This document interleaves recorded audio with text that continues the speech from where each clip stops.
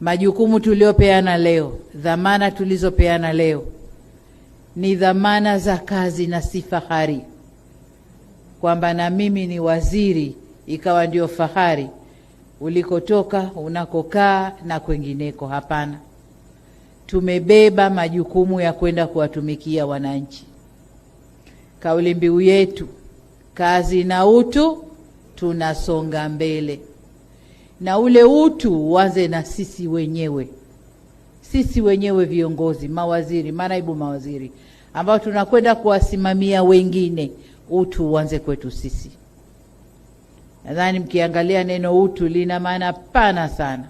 Kwa hiyo kwa maana yoyote ile, utu uanze na sisi, halafu tuoneshe utu kwa watu wetu, kujenga utu wao, kuheshimisha utu wao, utu wa Mtanzania. Hiyo ndio kazi yetu.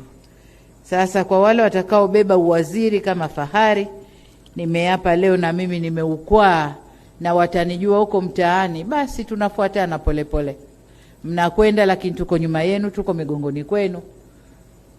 Miaka 5 si midogo lakini si mingi sana. Kwa hiyo mimi sio ni shida kubadilisha, na mnanijua.